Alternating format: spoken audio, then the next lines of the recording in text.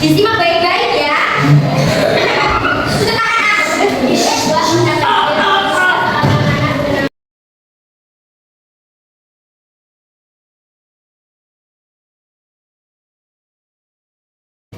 Semuanya sudah tahu apa isi cerita tersebut? Dengar nggak tadi?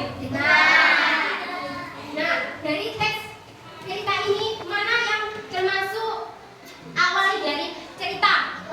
Paragraf mana? Ini? Ya, betul. Jadi mulai dari di sebuah kota kecil hiduplah seorang anak bernama Raka yang sangat penasaran dengan benda-benda di rumahnya yang bisa menyala, bergerak atau bersuara. Nah, itu termasuk awal cerita.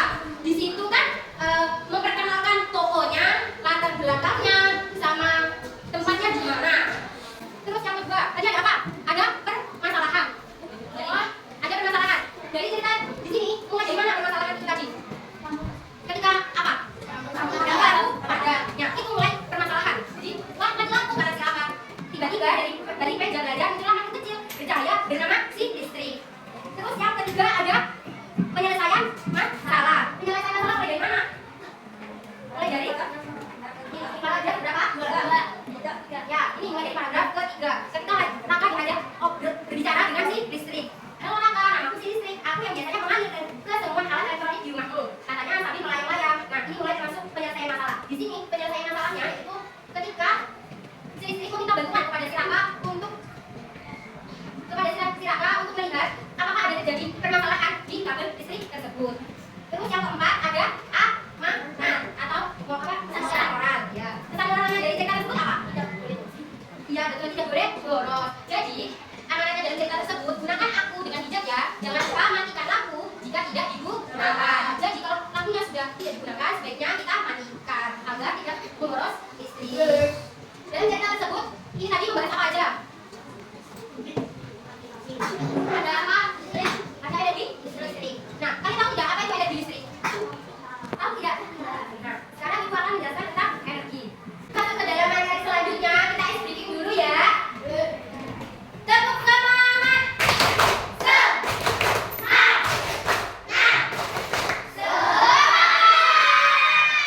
Oke, selanjutnya kita akan membahas energi. Kalian tahu tidak energi itu apa?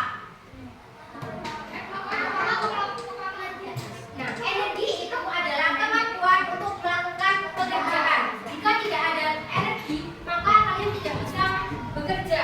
Jadi, energi itu sangat penting sekali dalam kehidupan sehari-hari.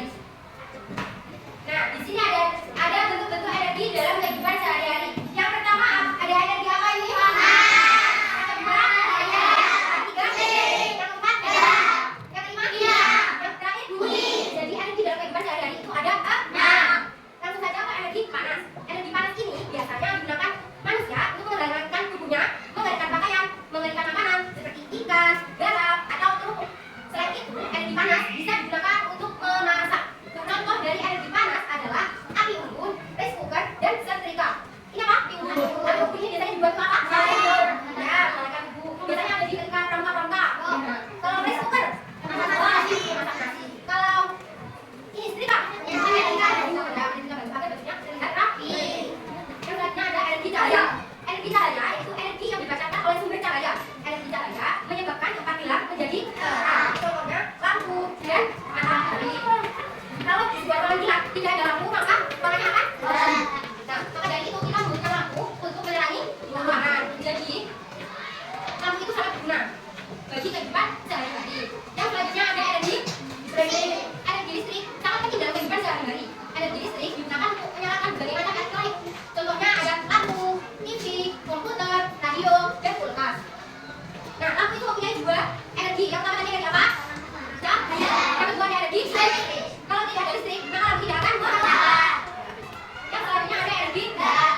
Energi gerak ini dimiliki oleh benda yang bergerak. Energi gerak bisa juga energi kinetik. Contoh hal yang menghasilkan energi gerak seperti kipas angin, blender, dan kincir angin.